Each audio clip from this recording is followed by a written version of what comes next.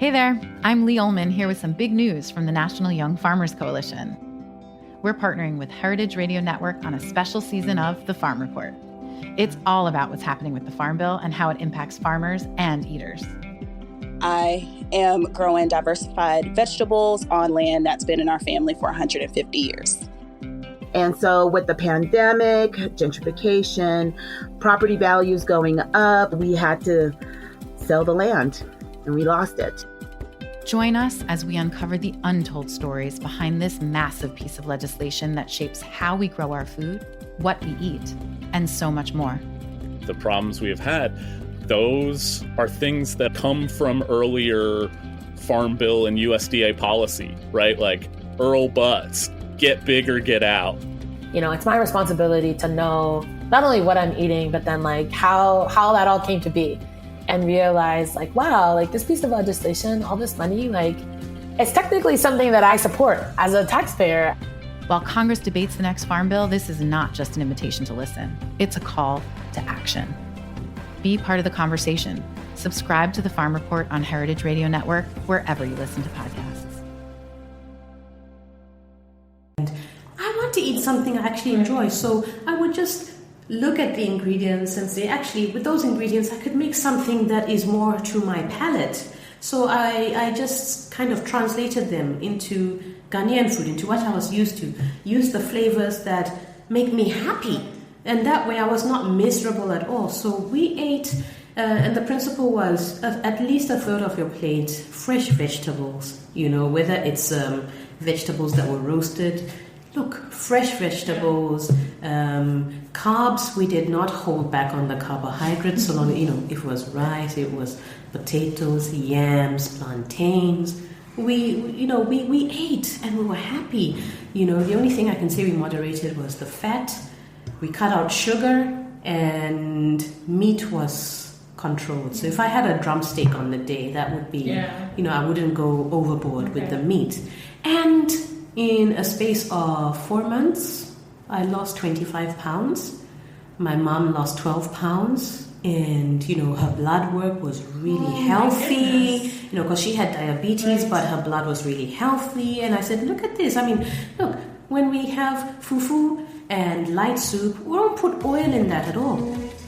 At all. It's a fat-free dish, essentially, you know, and it's so healthy, it's whole, it's simple, you know. So I went through that process, and somewhere along during that time, there was.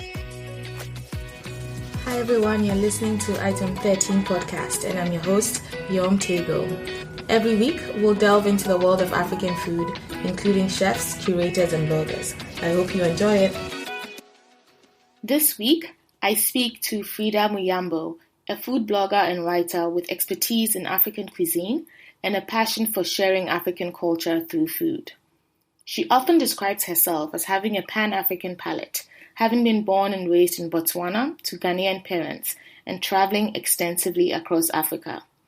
She has explored culinary cultures across the broad and bold topic of African cuisine and will often experiment with using ingredients in a new way. Freda currently resides in Lagos, Nigeria, where she's acquiring primary knowledge in the use of local flavors, indigenous fruits, and spices.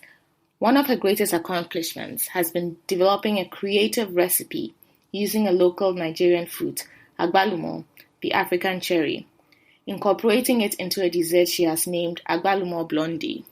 She has pitched it to supermarkets and successfully sold it as a new bakery item in Lagos, adding to the food value chain and culinary history of the country. Freda continues to explore how she can use indigenous produce to promote food security within Africa.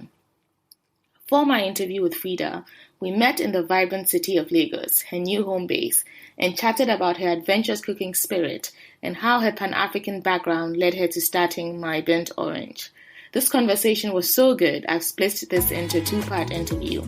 Here's part one, and stay tuned next week for the conclusion of our conversation. Should I call you Freda or Freeds? Because I see Freeds online. Yes. I see Freda. You can call me Freda now. Okay. You know, I went by Freeds when I was still shy. I'm not sure of what I was doing, but, you know, the full name is Freda Muyambo, so you can call me Freda. So let's start by you taking us back to 8-year-old Freda or 10-year-old Freda. What were you like? What were your influences? Wow. Do you know what? It's interesting that you say 8 years old, because it was when I was 8 years old, that's when I cooked my very first dish. Literally? Yes. Okay. I just picked a random number. Yeah, no. I cooked my very first dish with my dad. And it was very simple. I boiled spaghetti, and my father was so proud of me. The whole neighborhood heard about it. We said, "We heard you can cook spaghetti very well." I was like, "Oh, my goodness!" But yes, that was 8 years old. My mom had traveled, so. Interesting. Did he cook a lot? Because that's surprising for your dad. Your parents are Ghanaian, right? Yes. I can't say that my dad cooked.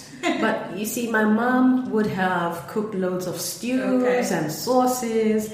So, at home we would have just had to boil rice or cook spaghetti. So here I was with my dad boiling pasta. And so proud. Yes, no, honestly, my dad was my greatest cheerleader. Oh, nice. You know, honestly. And good stuff. Cool. Good so stuff. This was you were in. So I know you're truly Pan-African. So was this when you were in Botswana? Because I know you have Ghanaian parents, but then you sort of grew up. Absolutely. Yeah. So my backstory is I have Ghanaian parents, so I can say I am fully Ghanaian and proud of it. However, I was born in Botswana and lived there. I grew up there my whole life up until I left for university. Oh, really? So I didn't know it was that long. It was that long, and so truly Southern African. Yes, I'm also. Southern African, so I am 100% Ghanaian. It's in my blood. I was born a Botswana citizen. Oh, interesting. So That I didn't know. Yeah. Nice. So then you left for university. Where did you go? So London? Is that how you ended up in London, or? No. I went down under. Australia. Yes. I went to Australia. I went to Melbourne. Okay. And lived there for 5.5 years. I did my university there. I'm learning so many new things about Yes. No, I did my uni there. I studied for 4 years there, and I think in Melbourne started to really fall in love with food and tell people a bit more about my background through food. I mean, I remember having some friends over for dinner, and I would typically cook Ghanaian food because that was what I was used to.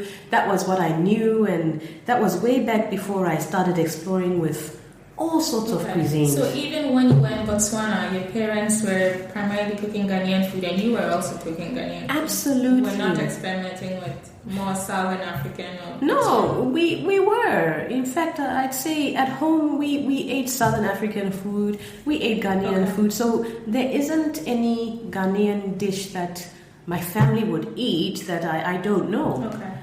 Even though the interesting thing is, we grew up in Botswana at a time where you couldn't get yams, you couldn't get plantains in Botswana, but that did not stop my mom from giving us a Ghanaian palate. She would make fufu using potato flour.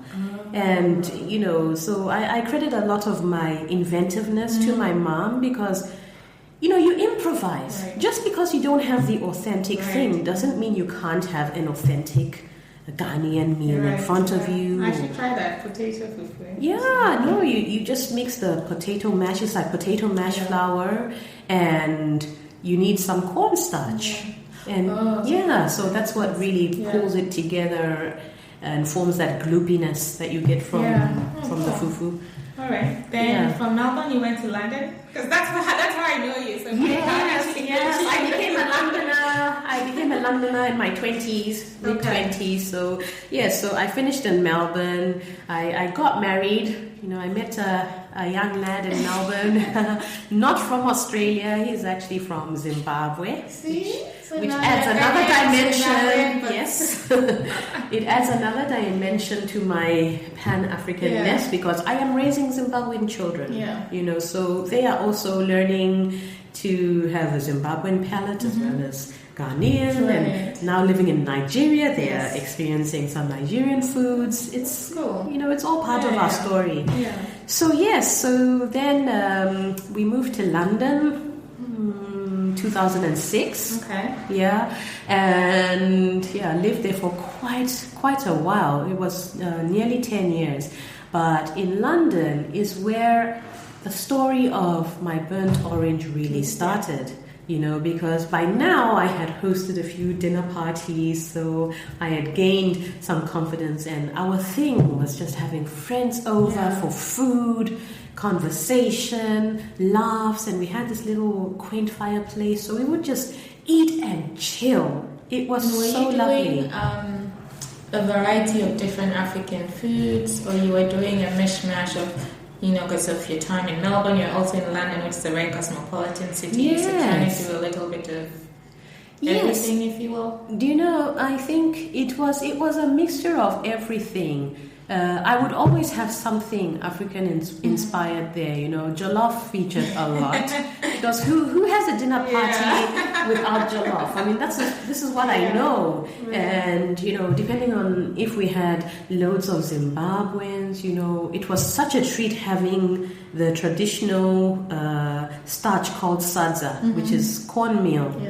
Cornmeal, very very similar to polenta. It's like white polenta.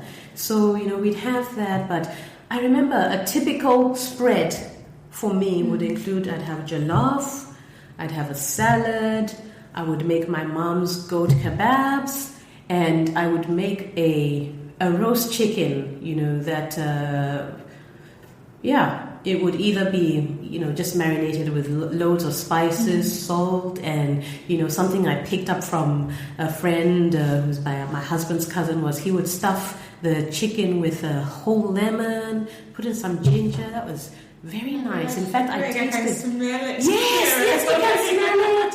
And I remember, once we had a French lady come over, and she just kept saying, "Oh, poulet!"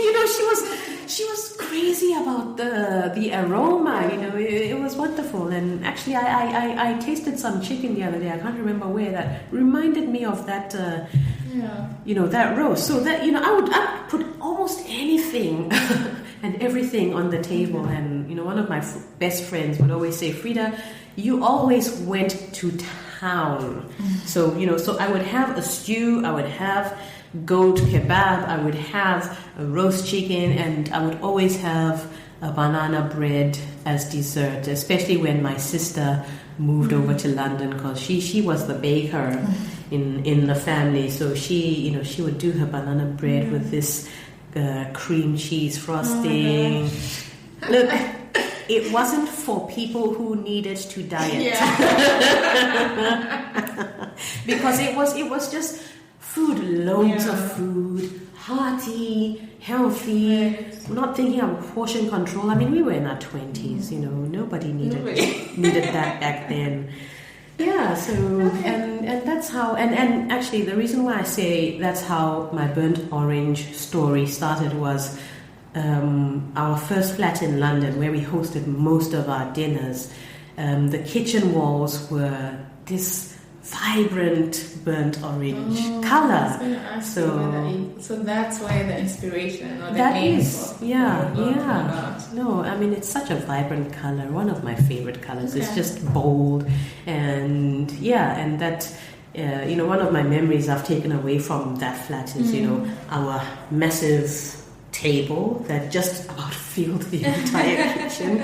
London flats are not that spacious, but we plopped that table in the middle of this kitchen in the midst of burnt orange walls. It was beautiful. So I took, when we moved from that place, and we moved there once we had started having kids, it became the inspiration for my blog. So whilst because of the shift and change in balancing family life, couldn't do as many of these grand dinners, but I took that burnt orange kitchen with me in a way. That's so and cool. created my blog. That's cool. I actually always thought that it came from a recipe or something when you were cooking with an orange, and so that's sort of how. Honestly, that's actually a really even more poignant story, like reminding you of like what food does in terms of bringing people together. Yes. And all of that good Yes. stuff. So And it does that in the most powerful way, because we would have food, and I'm married to a Zimbabwean, so we would often have Zimbabweans over, and there was food, and the banter was always around politics. Yes, I was going to say when Africans get together. Yes, food and politics, you couldn't separate them. Yeah. So it was fun, but it was deep. Yeah, good stuff. So then, my bent orange inspired the name for the food blog. But then, what inspired actually starting the food blog? So what was the big aha? Like, I like to cook. Yeah. So I'm doing all of this good stuff. So the big aha, and it's very clear to me where it all started. So by this time, 2010, I had already had my first child, and being in my very late 20s, very near 30, now having to face the challenge of trying to keep it tight, lose weight, lose the baby fat and all that jazz.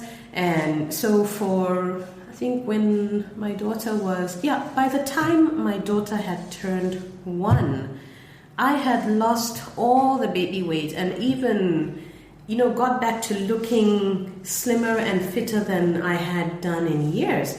And I remember I had done this, doing healthy eating, but it wasn't anything to do with, the diet fads of today. Right. We're eating copious amounts of meat and fat and no carbohydrates. I was eating fufu, plantain. Oh, goodness. Please. No, I was eating all the, what I like to call the Ghanaian whole foods. Yeah. I was eating all of those.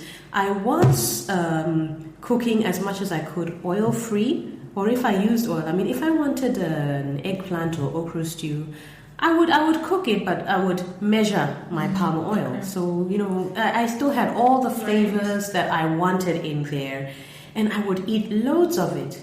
And the main principle was, so long as the carbohydrates were not refined like flour or cereals. That's so interesting to me that someone was justifying, if you will, eating fufu to me the other day, saying that at least it's not processed.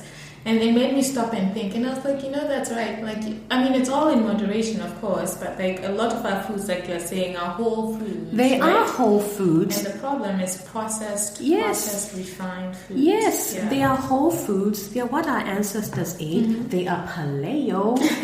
Hello? Seriously. Yeah. I mean, we could tell people we invented this stuff. I always keep saying, I said African food is not just about bringing it to the world is not just about bringing the spices and the flavors, but also the healthy eating aspect of it. Because I think there's a misconception. There is a misconception. That our food is not healthy. No, our food really is healthy. So I remember, I was trying to lose weight. My mom was around at that time as well, and we joined this kind of sort of slimming support group. And all their recipes, minestrone soup, things that I was like, look, if I had to eat this, I'd be, sure, they taste nice, but it's not what I'm accustomed to eating every day. And I want to eat something I actually enjoy. So I would just look at the ingredients and say, actually, with those ingredients, I could make something that is more to my palate. So I just kind of translated them into Ghanaian food, into what I was used to. Use the flavors that make me happy, and that way I was not miserable at all. So we ate, and the principle was at least a third of your plate fresh vegetables, whether it's vegetables that were roasted. Look, fresh vegetables, carbs, we did not hold back on the carbohydrates. So long, it was rice, it was potatoes, yams, plantains. We ate and we were happy. The only thing I can say we moderated was the fat.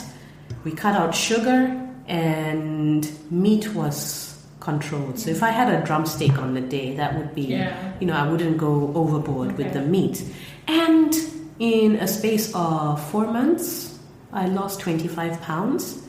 My mom lost 12 pounds. And, her blood work was really healthy, because she had diabetes, but her blood was really healthy. And I said, look at this. I mean, look, when we have fufu and light soup, we don't put oil in that at all.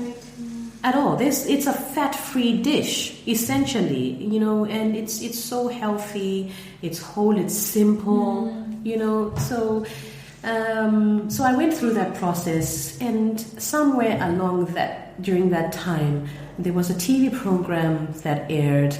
I can't remember what channel now. It's a long time ago, but it was called The World's Healthiest Diet or something like that. So the presenter traveled to Japan. He went to the Mediterranean, America, England, India, and one other place. And I thought, man, he's really covered the entire world except Africa. So I thought I just thought, who could blame him? Because we're not talking about our food.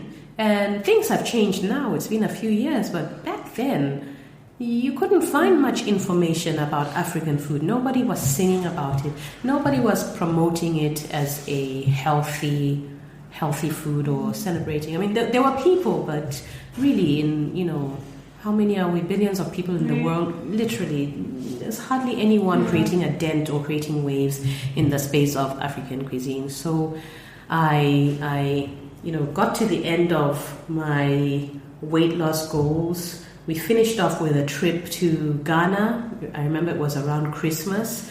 My baby was 1. I came to Ghana, was eating fufu, soup, everything, even more liberally. And I lost a further 6 pounds in that time. Remember, got back to my support group, and the lady was like, who goes on a Christmas holiday and loses weight? And I said, literally. Plus all the running around, I would think. Yeah, honestly. So I thought, this really inspired me. I said, I've eaten my food. I've lost weight. I'm healthy. Why not celebrate it? So then I decided I'm going to start blogging about my food. I'm going to start blogging about what I ate. And so I created my blog. Was blogging a big thing then? What made you think, I want to take this out to the world and I'll do it by blogging? So, because I'm trying to think back then, because social media wasn't a big thing. It wasn't a big thing. It wasn't a big thing at all. But I had a couple of friends who blogged about other things that I loved reading, their stories. And I remember, when it came to the concept of sharing my story about food, the entrepreneurial side of me was clicking and saying, write a book. Yes, I'll be done in 6 months, So I spent 6 months taking photos of my food. And I hadn't written anything. And I thought, this is quite unfortunate because I'm a very inventive cook. I rarely cook the same thing twice, the same way. So I thought, look, this is ridiculous. So whilst I cook, let me document what I'm doing. And, I'm not about writing on paper. Way before Instagram. Yeah. If Instagram was there back then, it would have been much easier. Right. But what I did was I said, okay, I'm going to take photos of what I do, take the steps and write it, record it immediately. And you know what? I may not have the book, it may not be in near sight, but I've let it out to the world. So that's how I started, really. It became about promoting African cuisine, promoting African culture, and highlighting that it is actually healthy. We don't need to abandon our ways, and we don't need to dismiss our own cultural foods to say, it's for the peasants. It's not. It's for us. Yeah, I agree. I think because you're the only person that will be truly Pan-African this month, I want us to, and because also we are talking broadly about African food. Yes. I want us to break it down for people that are listening that are not familiar with African food. Yes. So let's do it on a regional basis, right? So you've had Western African experience and heritage, Southern African. I'm sure you know a little bit about Northern and then Eastern African food. So let's, for someone that sort of being introduced to African food, how would you describe generally West African food versus East African food versus Southern African and Northern? Okay, so I would say that, and the way I've done this over the years is to divide Africa into not 4 quadrants, but into 5. Because what you have in East Africa is you have the Horn, which is Ethiopia, Eritrea, Djibouti, Somalia, and that area alone is so unique that it deserves to be categorized in its own subcategory. And Central Africa, so actually 6. That's right, yeah. Because Central Africa can get forgotten, but there's a lot that goes on. It's usually in there. lumped in West and Central Africa, I see sometimes, but Central Africa is distinct also. It really is, and I think it's going to take much more research to actually uncover it, because what I found about Central Africa is that because of the languages, there's a lot that is documented in French, so Anglophones may not understand, and it may be more difficult to uncover.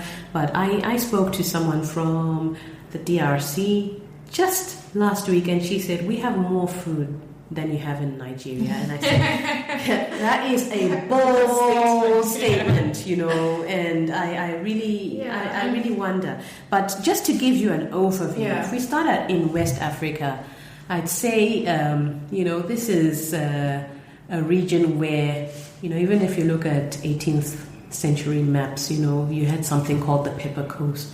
So this is a definite spicy quadrant of Africa where you have a lot of and a variety of fresh peppers, fresh and aromatic peppers. That is what distinguishes West Africa.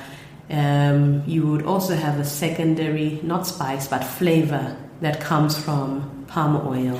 You can't have West African food without that palm oil taste. And the third thing is the actual ingredients we use: dried or smoked fish, smoked crayfish, meat that has been smoked. All these add to creating that distinctively West African flavor. We can go deeper than that, but just in a nutshell, we can start there. On the surface. I will add peanuts. But peanuts, I found, is used widely across Africa. Then I think I've identified two things that come up, but I will touch on that. So if you move way across towards East Africa, you have more adventurous and universal mix of spices. And I'm not saying heat, I'm saying spices: cinnamon, cardamom, ginger, pepper, black pepper, cloves. Cloves. And this is because of the historic spice trade that happened years ago that really fascinates me, because you're talking about many thousands of years, even before BCE. Yes, for thousands of years, you've had this spice trade that has happened, which it's really fascinating. A lot of it touched on Tanzania, particularly Zanzibar. That's where you have the legendary Spice Islands, and then a lot of it traced going towards the north through the Horn of Africa into North Africa. So you have a wide variety of spices and the introduction of coconut. I'd say if West Africa has palm oil, East Africa it's more coconutty, and with the sweet array of spices. What else can I add about East Africa? No, I will stop there for now, and the Horn of Africa, because I'm just giving an overview. Quite similar, but they have more heat, and bolder spice blends in the Horn of Africa. This is where you now start getting to the realms of using Berber spice. Oh, that's right. Yeah, which is a very hot spice, but with a variety of spices that make it what it is. If you go to Southern Africa, so you have, South Africa is a place you can get a lot of history from at the moment. But if you track, towards the north, into Botswana, into Zimbabwe, this is where I would say you will find a lot more indigenous and very old African, purely African cuisines. Really? And I find that intriguing because when I lived in South Africa, I thought that there wasn't that much depth or in terms of African authentically. Okay, let me explain.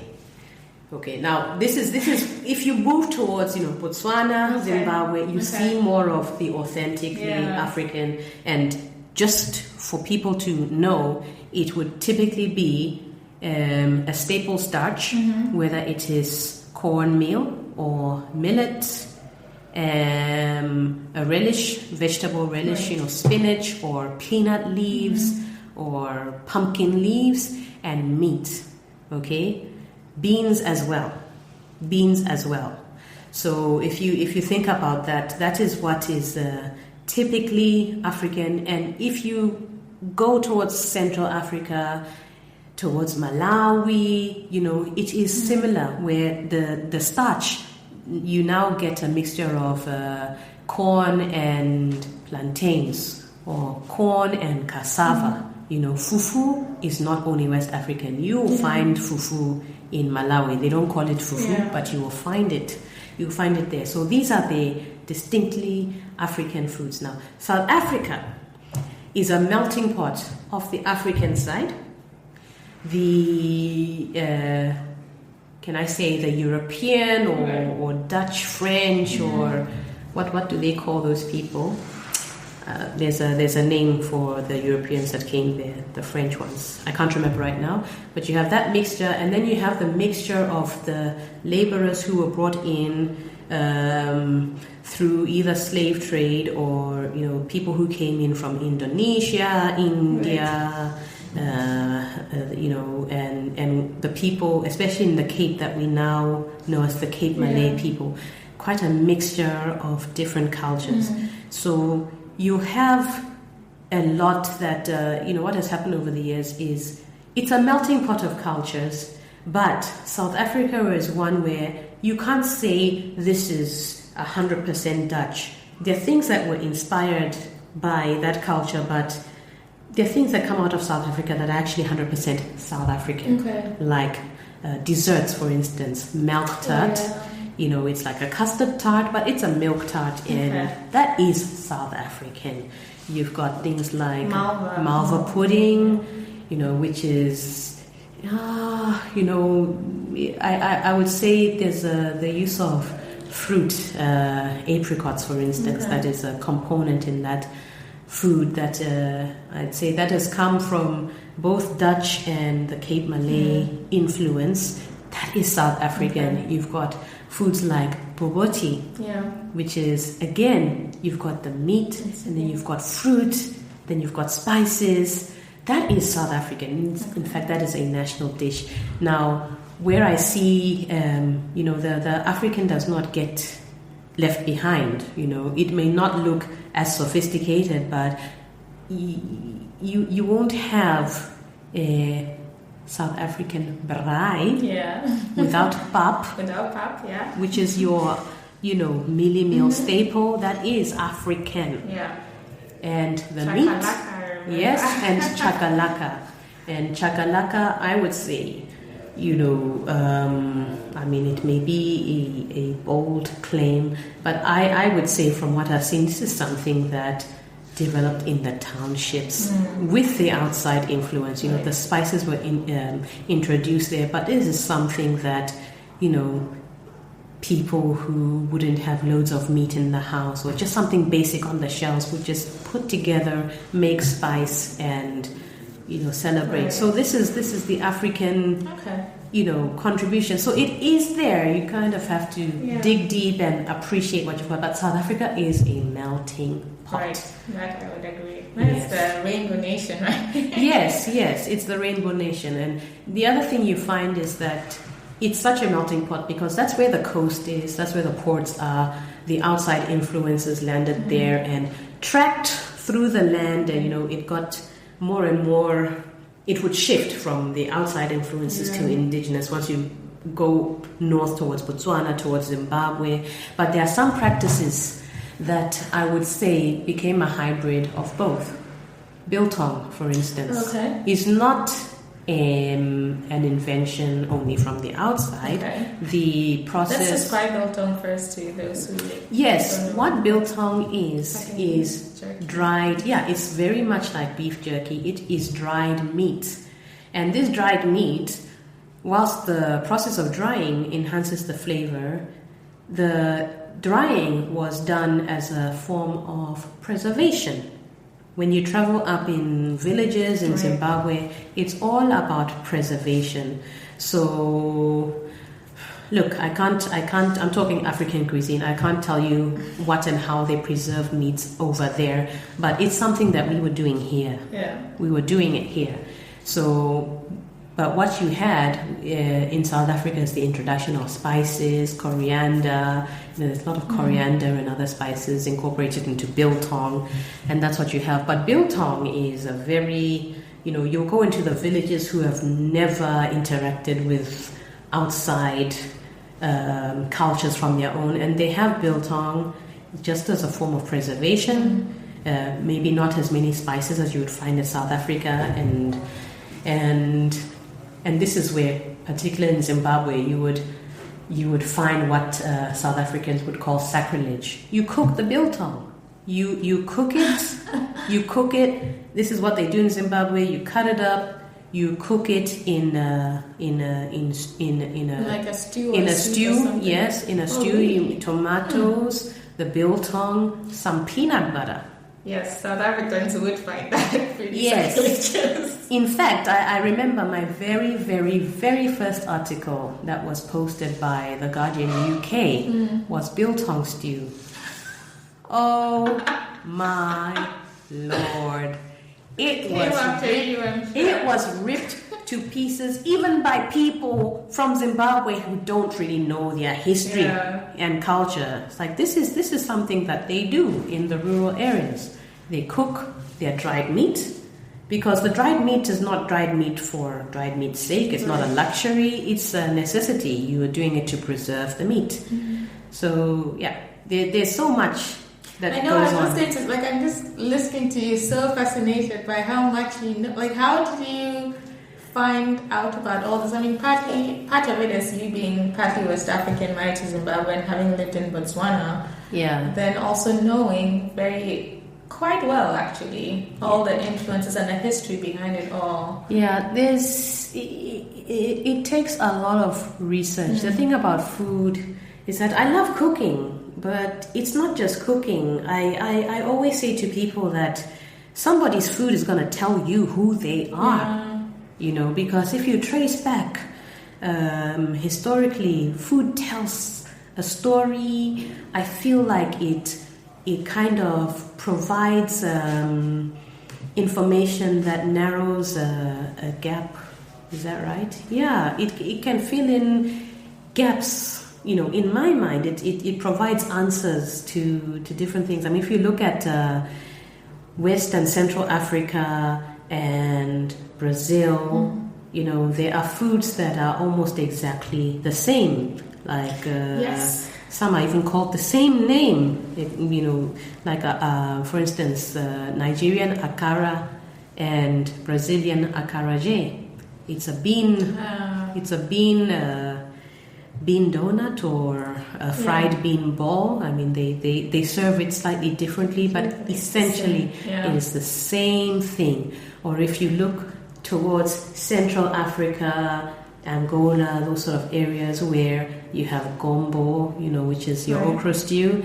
You go to the deep south of America, and you have gumbo, and it's an okra stew. There are so many fascinating connections to be made, and whilst I would have never sold myself as a historian or somebody even interested in history, you can't get into the world of food without knowing or getting into the stories behind them. And it's so fascinating, which is why I say a person's food is going to tell you who they are, And there are many things, look, I hope to explore one day. I don't know if you've heard about the African population that lives in Pakistan and India that actually came from East Africa. There are black African Pakistanis who may have been Swahili. Oh no, I didn't know that. I know East Africa has a lot of Indian influence and all of that stuff. Africans, but I didn't realize that. No, there are Africans in India and Pakistan who they've been there so long that they don't even know where they come from anymore. But my best guess is that their food is going to tell them who they are. And I would love to explore that one day. Oh my goodness. Yeah, there is so much. Yeah. There is so much about food.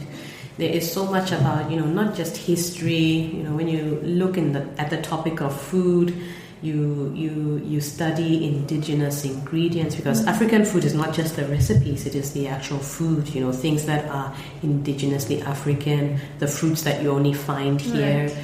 It gives you ideas of, if there are foods growing here naturally, why not develop that, right. Why not use that to contribute to the food security of the country. Right. There are many, for meat, for instance, it's an expensive product, but there are many vegetables that are, richer in protein than just the usual beans. For instance, bambara beans, the Nigerians call it here iru, the Yorubas call it iru, but that's the dawa dawa. That's the fermented locust beans. It's rich in protein, very, very rich food. Okay.